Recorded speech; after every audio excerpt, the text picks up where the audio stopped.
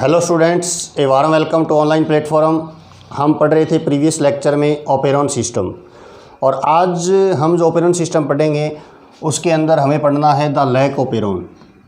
आज lack operon को हम डिटेल के अंदर पढ़ेंगे, और ऑपेरॉन सिस्टम में कौन कौन सी जीन्स होती हैं उनको हमने प्रीवियस लेक्चर के अंदर क्या किया था, डिस्कस कर लिया था। और लैक ऑपेरॉन के अंदर मैंने आपको बताया था ये क्या है, इंड्यूसिबल ऑपेरॉन। इंड्यूसिबल ऑपेरॉन क्या होता है, हमने डिस्कस किया था कि इंड्यूसिबल ऑपेरॉन होता है वो जनरली क्या होता है, स्विच ऑफ होता है। यानी जब इसको स्टिमुलेट किया जाएगा तब ये क्या होता है, एक्टिवेट होता है। तो ये इंड्यूसिबल ऑपेरॉन है। यानी इंड्यूसिबल ऑपेरॉन और रिप्रेसिबल ऑपेरॉन, दो ऑपेरॉन हमने पढ़े थे। इंड्यूसिबल ऑपेरॉन क्या होता है, ये जनरली क्या है, स्विच ऑफ कंडीशन के अंदर रहता है। अब देखिए लैक ऑपेरॉन क्या होता है।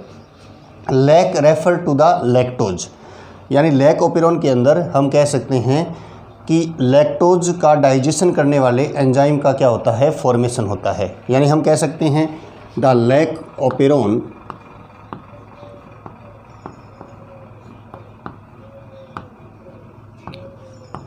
Refer to lactose.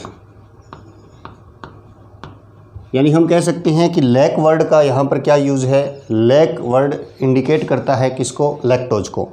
और लैक ऑपेरॉन की हम स्टडी कर रहे हैं ई कोलाई के अंदर, ठीक है। तो यहाँ पर लैक ऑपेरॉन है वो किसको इंडिकेट कर रहा है, लैक्टोज को। यानी हम कह सकते हैं कि यहाँ पर जो जैकब और मोनार्ड ने जो स्टडी की थी वो की थी ई कोलाई पर, ठीक है। यानी हम कह सकते हैं in E coli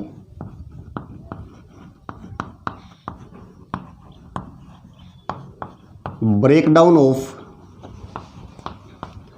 lactose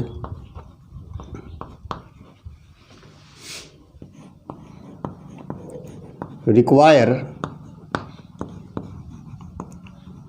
3 enzyme. कि यहाँ पर जो ई कोलाई है उसमें लैक्टोज के ब्रेकडाउन के लिए कितने एंजाइम चाहिए, 3 एंजाइम चाहिए। और उन 3 एंजाइम का फॉर्मेशन किससे होता है, लैक ऑपेरॉन से होता है।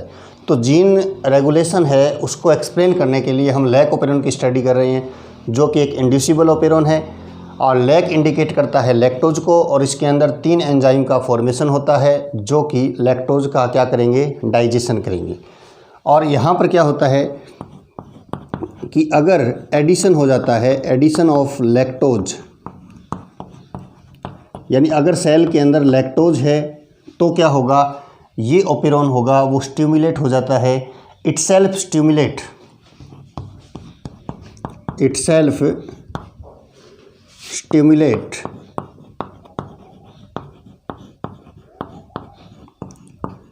For the production of enzyme. यानी हम कह सकते हैं कि जो लैक ऑपेरॉन है वो क्या करता है कि जब स्टिमुलेट होता है तो लैक्टोज के डाइजेशन करने वाले जो एंजाइम्स होते हैं उन एंजाइम्स का यह क्या करता है, फॉर्मेशन करता है। तो इसके अंदर 2 कंडीशन होती है, एक तो मान लीजिए स्विच ऑफ कंडीशन और एक होती है स्विच ऑफ ऑन कंडीशन।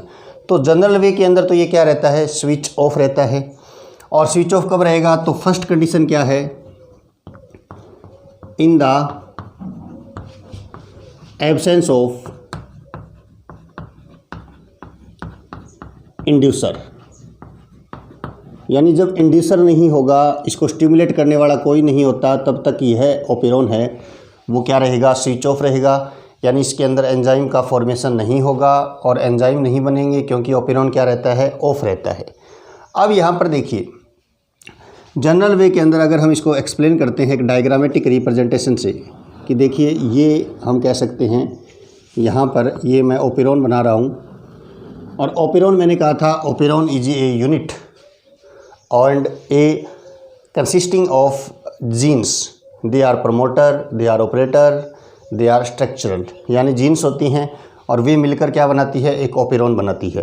तो सबसे पहले अगर हम बात करें तो ये है प्रमोटर जीन और ये है रेगुलेटरी जीन। रेगुलेटरी जीन को हम आई से डिनोट करते हैं क्योंकि ये इनहिबिटर या रिप्रेसर प्रोटीन का फॉर्मेशन करती है। तो ये प्रमोटर है और ये क्या है आपका ऑपरेटर, और स्ट्रक्चरल जीन जो हैं वो है Z Y and A. Z Y और ए क्या है यहाँ पर? Structural gene. यानी ये पार्ट क्या है? ये स्ट्रक्चरल जीन को रिप्रेजेंट करते हैं। और स्ट्रक्चरल जीन यहाँ पर 3 हैं, आप देख सकते हो, जेड वाई और ए। तो ये है स्ट्रक्चरल जीन। और ओ क्या है? Operator gene. और आई क्या है?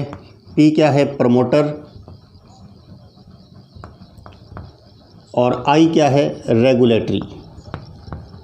ये हमने डिस्कस किया था अपने प्रीवियस लेक्चर के अंदर। और हमने यहाँ पर आपको बताया कि रेगुलेटरी जीन्स होती हैं ये इनहिबिटर या रिबीसरस प्रोटीन का फॉर्मेशन करती है। तो अब यहाँ पर जो ये आई है, जो ये आई रेगुलेटरी जीन है, ये किसका फॉर्मेशन करेगी? सबसे पहले जीन से क्या बनता है? mRNA। तो यहाँ पर हम कह सकते हैं क्या बनेगा? Repressor mRNA। रिप्रेसर mRNA बनेगा। और इस mRNA पर यानी जीन का पहले क्या होगा? ट्रांसक्रिप्शन। और इस रिप्रेसर mRNA से क्या बनेगा? अब रिप्रेसर प्रोटीन बनेगा। और रिप्रेसर जो प्रोटीन है, क्योंकि पहले जीन का क्या होगा? ट्रांसक्रिप्शन, फिर जीन का क्या होगा? ट्रांसलेशन। तो ये जो रिप्रेसर है ये अब जाकर बाइंड हो जाता है किससे? ऑपरेटर से। अब यहाँ पर देखिए कि रेगुलेटरी जीन तो क्या कर रही है? रिप्रेसर प्रोटीन का फॉर्मेशन कर रही है, जो कि इस स्ट्रक्चरल जीन के ट्रांसक्रिप्शन और ट्रांसलेशन को रोकेगा। जब इस जीन का ट्रांसक्रिप्शन होता है तो सबसे पहले इसको चाहिए आरएनए पॉलीमरेज। तो ओपेरॉन के अंदर जो आरएनए पॉलीमरेज ऐड होता है, जुड़ता है, वो सबसे पहले प्रमोटर जीन पर आकर जुड़ता है। और प्रमोटर जीन से फिर वो ऑपरेटर जीन से होता हुआ कहाँ जाएगा? स्ट्रक्चरल जीन के अंदर। लेकिन अब यहाँ पर ऑपरेटर जीन्स के साथ कौन बाइंड हो गया है? रिप्रेसर। तो अब ये आरएनए पॉलीमरेज जो है वो प्रमोटर से स्ट्रक्चरल जीन पर नहीं जा पाएगा, क्योंकि ऑपरेटर पर क्या जुड़ा हुआ है? आपका रिप्रेसर प्रोटीन। और ये जो ओपेरॉन है फिर ये क्या हो जाता है? स्विच ऑफ कंडीशन के अंदर। और जनरल कंडीशन में यही होता है in the absence of inducer. यानी हम कह सकते हैं repressor binds to the operator and recognise and prevent the transcription of structural gene. यानी हम कह सकते हैं यहाँ पर क्या हो रहा है? Repressor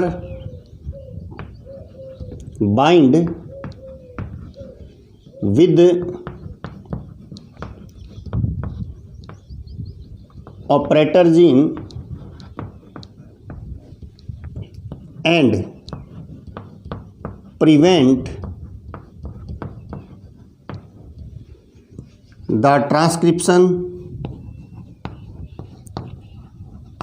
prevent the transcription of structural gene।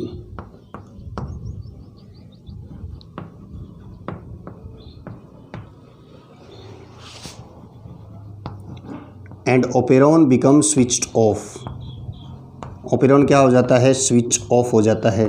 तो जनरल कंडीशन के अंदर तो यही होता है कि रिप्रेसर प्रोटीन बनता है रेगुलेटरी जीन से, और वो रिप्रेसर प्रोटीन ऑपरेटर जीन से बाइंड हो जाता है। ऑपरेटर जीन से बाइंड होने के बाद आरएनए पॉलीमरेज सबसे पहले प्रमोटर पे जुड़ता है, और प्रमोटर से वो स्ट्रक्चरल जीन पे नहीं जा पाता, जिससे हम कह सकते हैं कि एंजाइम्स का फॉर्मेशन नहीं होगा।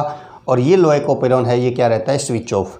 तो जनरल वे में ये स्विच ऑफ है, इसीलिए हम इसे क्या कहते हैं? Inducible operon.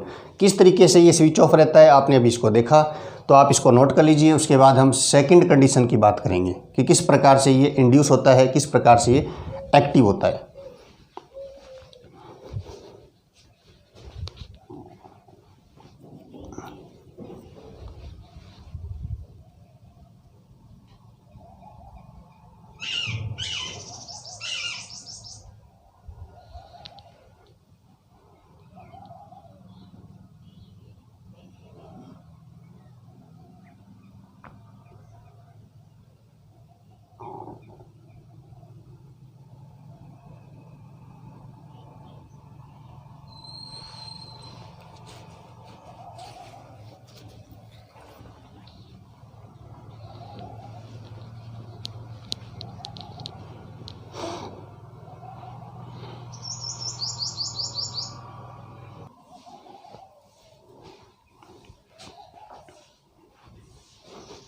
अब देखिए स्टूडेंट्स, हम अब सेकंड कंडीशन की बात करते हैं।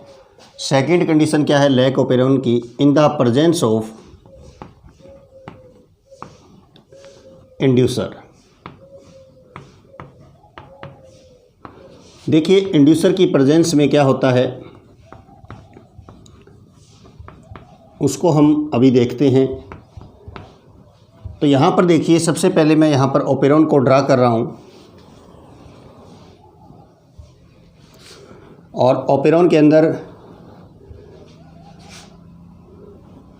ये प्रमोटर जीन है, ये रेगुलेटरी जीन है और ये आपकी ऑपरेटर जीन है और ये आपकी स्ट्रक्चरल जीन है Z, Y और A,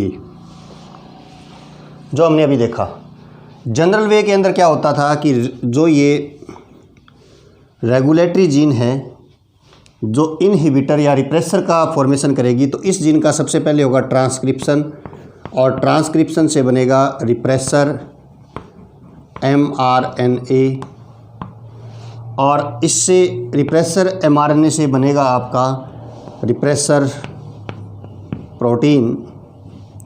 तो मान लीजिए ये क्या है, रिप्रेसर है और ये कहाँ पर जुड़ रहा था, ऑपरेटर पे जुड़ रहा था, जिस वजह से प्रमोटर जीन का जो आरएनए पॉलीमरेज है वो स्ट्रक्चरल जीन पर नहीं जा पाएगा और ट्रांसक्रिप्शन ट्रांसलेशन नहीं होता। लैक ओपेरोन क्लोज्ड रहता है, स्विच ऑफ रहता है, जीन अपने आप को एक्सप्रेस नहीं कर सकती। ये फर्स्ट कंडीशन थी।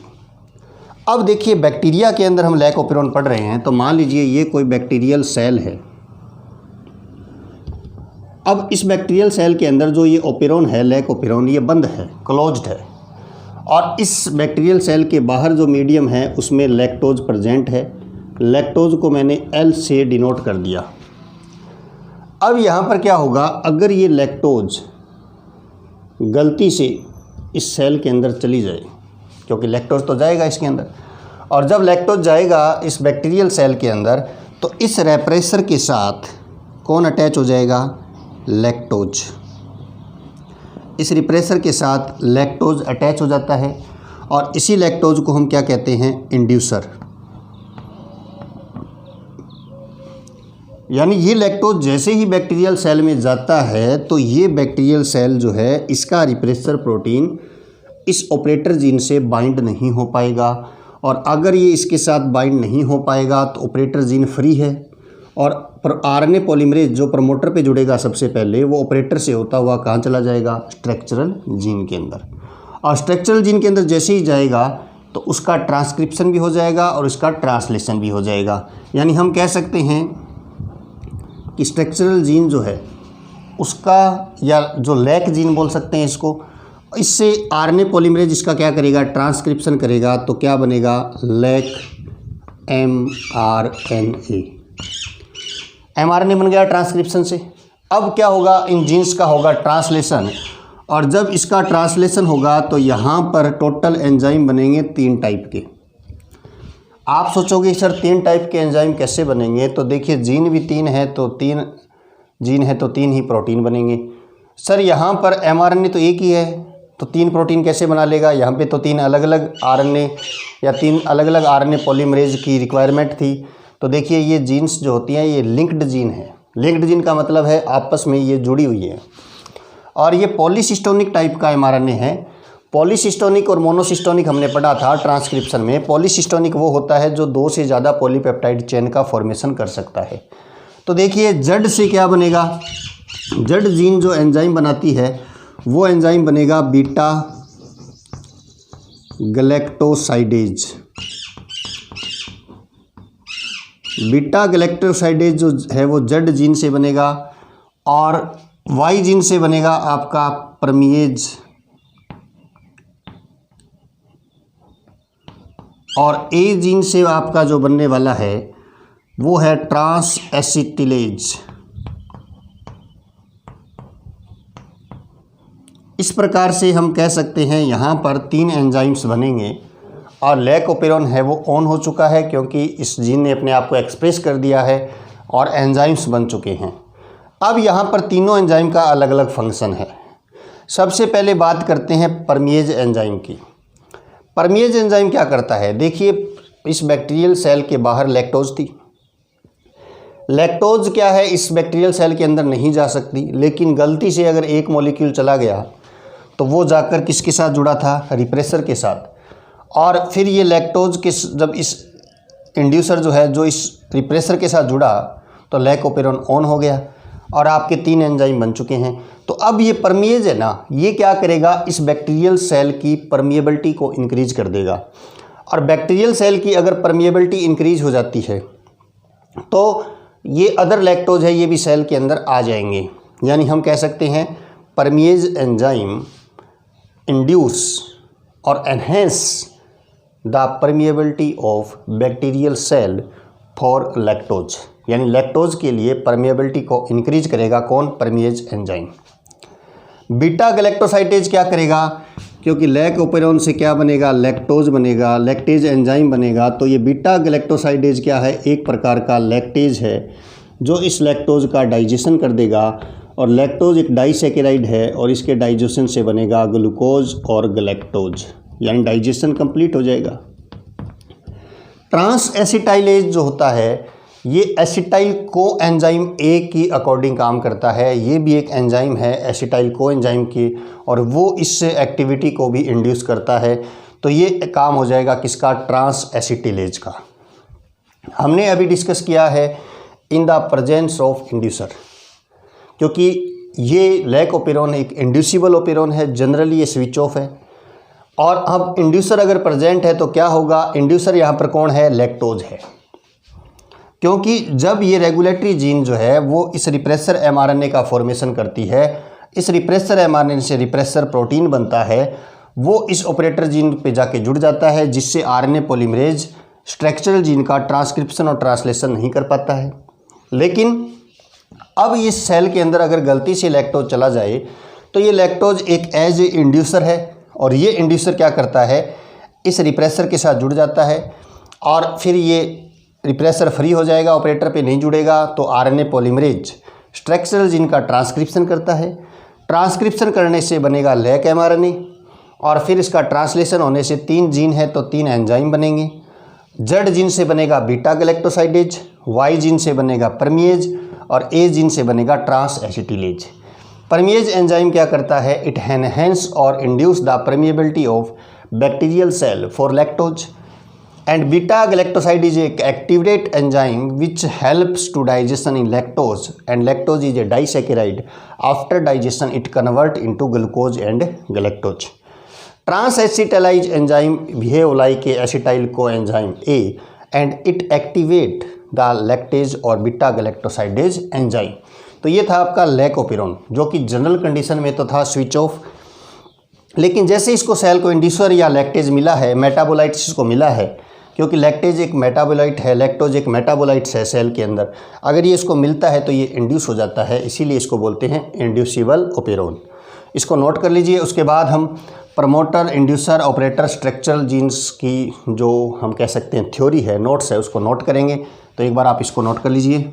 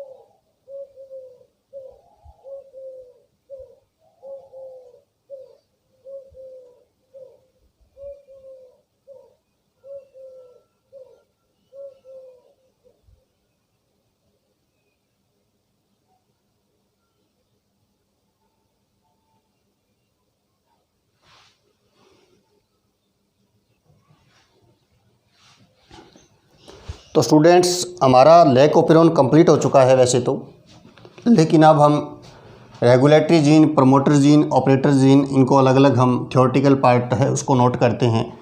तो सबसे पहले हम बात करते हैं किसकी, रेगुलेटरी जीन की। सबसे पहले हम नोट करेंगे रेगुलेटर जीन को। रेगुलेटर जीन जो है ये इनहिबिटर प्रोटीन का सिक्रीशन करती है, इसलिए हमने इसको डिनोट किया था किससे, आई से। यानी हम कह सकते हैं it produce a repressor that bind to operator gene stops the working of operator gene. यानी हम कह सकते हैं it produce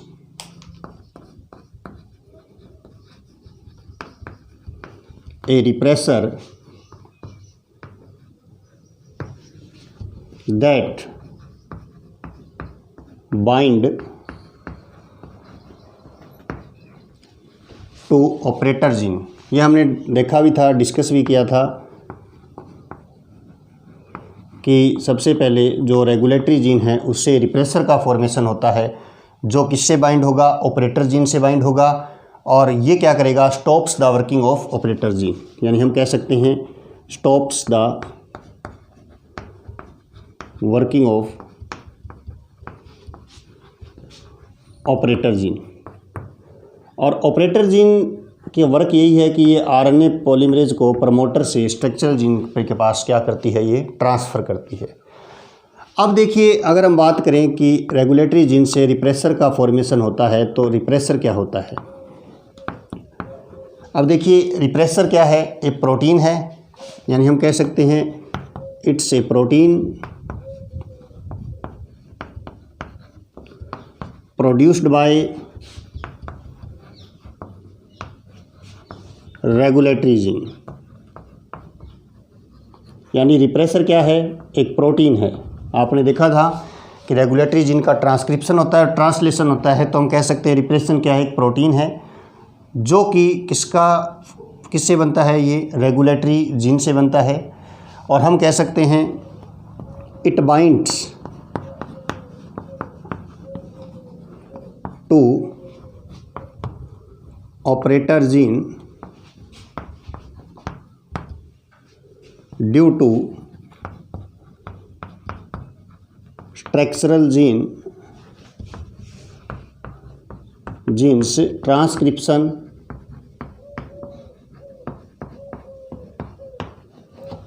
and translation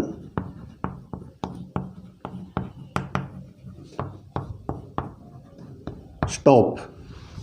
transcription और ट्रांसलेशन है वो क्या हो जाता है, स्टॉप हो जाता है। तो ये तो था रिप्रेसर। इसके बाद हमने एक वर्ड और यूज़ किया था, इंड्यूसर। इंड्यूसर क्या था, यहाँ पर लैक्टोज था। तो इंड्यूसर कुछ भी हो सकता है, केमिकल है ये, सबस्ट्रेट भी हो सकता है, हार्मोन्स भी हो सकता है, कुछ अदर मेटाबोलाइट्स भी हो सकते हैं, जो क्या कर सकते हैं, इंड्यूसर के अकॉर्डिंग काम करते हैं। और जैसे ही ये कॉन्टैक्ट में आते हैं किसके, रिप्रेसर के, तो ये क्या करते हैं, इंड्यूसर रिप्रेसर कॉम्प्लेक्स बनाते हैं। यानी हम कह सकते हैं इट्स ए केमिकल। ये क्या होता है, केमिकल होता है। और केमिकल में हम कह सकते हैं ये सबस्ट्रेट हो सकता है, हार्मोन हो सकता है, और सेल के अंदर कोई भी मेटाबोलाइट हो सकता है। यानी हम कह सकते हैं कि इंड्यूसर इज़ ए केमिकल, और वह केमिकल सबस्ट्रेट भी हो सकता है, हार्मोन भी हो सकता है, और मेटाबोलाइट हो सकता है, which after coming to contact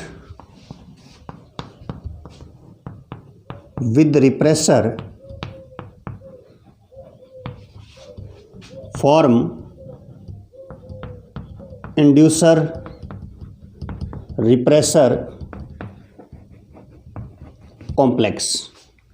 और ये जब इंड्यूसर जो है, ये जब रिप्रेसर के कांटेक्ट में आता है तो ये बनाता है इंड्यूसर रिप्रेसर कॉम्प्लेक्स, जिससे रिप्रेसर क्या हो जाता है, इनएक्टिवेट हो जाता है, वो ऑपरेटर जीन से नहीं जुड़ पाता। ये हमने डिस्कस किया था।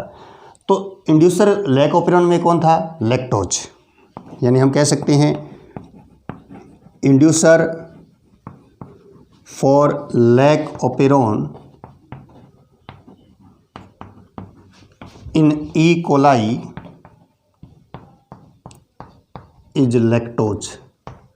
यहाँ पर जो इंड्यूसर है वो कौन था, लैक्टोज था। यानी हम यहाँ पर जो हम थ्योरेटिकल पार्ट को डिस्कस कर रहे हैं वही पार्ट है जो हमने एक्सप्लेन किया था, उसी को हम अपनी लैंग्वेज में नोट कर रहे हैं कि रेगुलेटरी जीन होती है आई, ये इनहिबिटरी प्रोटीन का सिक्रेशन करती है, इसलिए इसको आई कहते हैं। इससे जो प्रोडक्ट बनता है उसको रिप्रेसर बोलते हैं, जो कि ऑपरेटर जीन से बाइंड होता है और ऑपरेटर जीन अपना काम छोड़ देती है।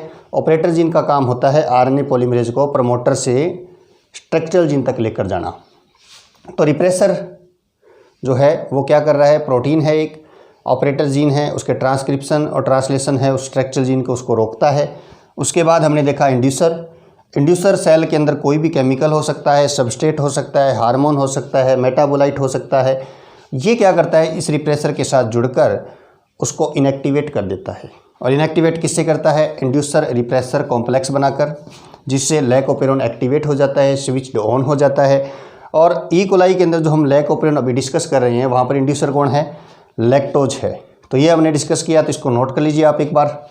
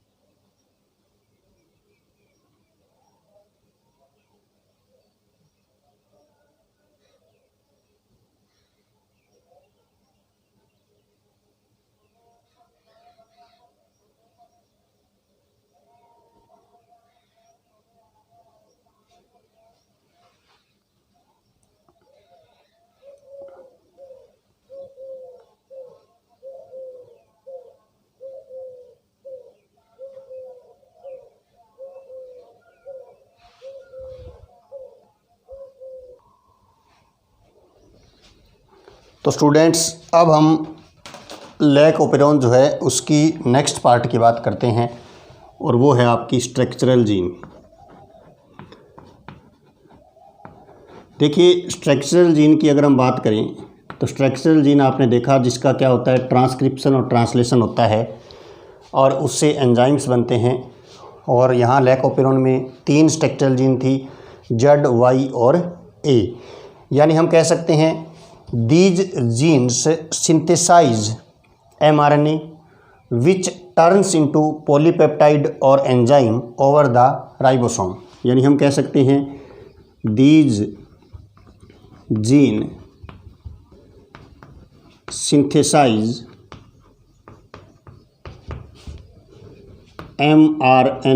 mRNA which turn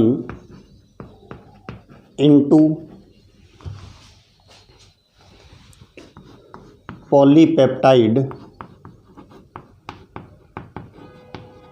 और enzyme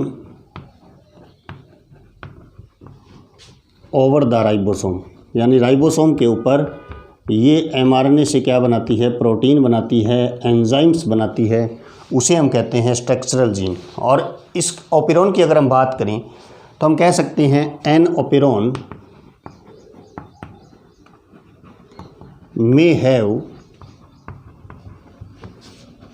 one or more structural gene. यानी हम कह सकते हैं कि आपने देखा कि स्ट्रक्चरल जीन एक से ज़्यादा भी हो सकती है, जैसे लैक ऑपेरॉन में 3 है, वैसे ही एक स्ट्रक्चरल जीन भी हो सकती है।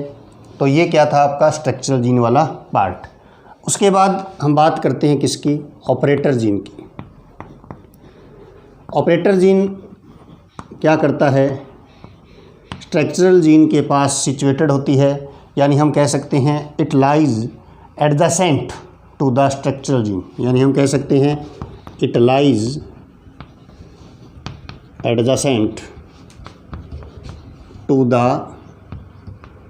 Structural gene. यानी स्ट्रक्चरल जो जीन है उसके पास ही है जीन सिचुएटेड होती है। और ऑपरेटर जीन पर क्या जुड़ता है, रिप्रेसर। यानी हम कह सकते हैं कि ये क्या करेगी, कंट्रोल करती है किसको, स्ट्रक्चरल जीन के ट्रांसक्रिप्शन और ट्रांसलेशन को। यानी हम कह सकते हैं it control the transcription and translation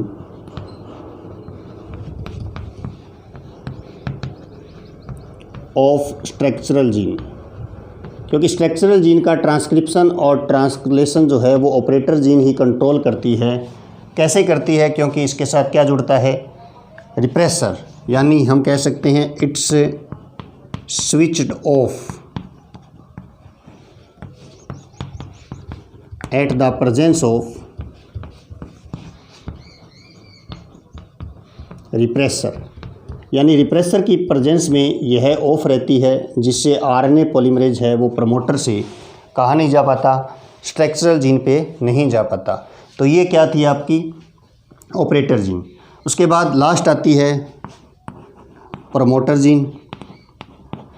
promoter gene को आपको पता ही है कि जो आरएनए पॉलीमरेज होता है वो सबसे पहले कहाँ बाइंड होगा? प्रमोटर जीन पर बाइंड होता है, और वही प्रमोटर जीन से फिर कहाँ जाता है? स्ट्रक्चरल जीन में। यानी हम कह सकते हैं this gene is the site for initial binding of RNA polymerase. यानी हम कह सकते हैं this gene is the site of initial binding of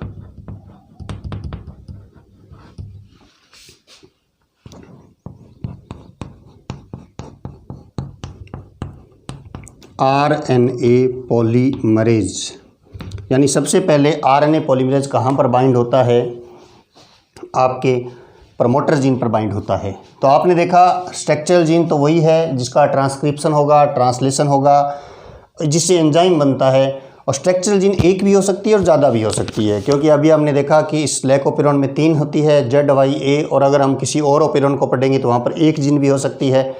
उसके बाद आती है ऑपरेटर जीन, जो कि it lies adjacent to the structural gene, यानी स्ट्रक्चरल जीन के बिल्कुल पास होती है। और ये क्या करती है? ये कंट्रोल करती है कि ट्रांसक्रिप्शन होना चाहिए कि नहीं होना चाहिए, क्योंकि रिप्रेसर जो होता है वो सबसे पहले ऑपरेटर जीन पर ही बाइंड होता है। इसी कारण से जनरल वे के अंदर लैकोपेरॉन क्या रहता है? स्विच ऑफ रहता है। प्रमोटर जीन जो है वह साइट है जहाँ पर सबसे पहले आरएनए पॉलीमरेज जो होता है वो क्या होता है? बाइंड होता है। तो इसे हम कहते हैं प्रमोटर जीन। तो हमने लैकोपेरॉन पढ़ा, जो कि हमें बताता है रेगुलेशन ऑफ जीन एक्सप्रेशन, कि जीन अपने आप को किस प्रकार से एक्सप्रेस करती है। लैकोपेरॉन इंड्यूसिबल भी हो सकता है और रिप्रेसिव भी हो सकता है। इंड्यूसिबल ओपेरॉन का एग्जांपल है लैकोपेरॉन इन यूकोलाई, जो कि जनरल कंडीशन में स्विच ऑफ रहता है। रिप्रेसर ओपेरॉन जो होता है वो जनरल वे में स्विच ऑन रहता है, जैसे tryptophan operon in E coli. Tryptophan operon जो है वो हमारे सिलेबस में नहीं है, इसलिए हम इसको डिस्कस नहीं कर रहे। और उसके बाद आपने देखा कि लैकोपेरॉन के अंदर पार्ट्स होते हैं, एक डीएनए के अंदर जीन्स होती हैं, उन्हीं का ग्रुप क्या होता है? एक ओपेरॉन होता है, जिसके अंदर आपने देखा रेगुलेटरी जीन्स होती हैं, प्रमोटर जीन्स होती हैं, ऑपरेटर जीन होती है और स्ट्रक्चरल जीन होती है। और इनका फंक्शन है वो भी वेरी है, अलग अलग है।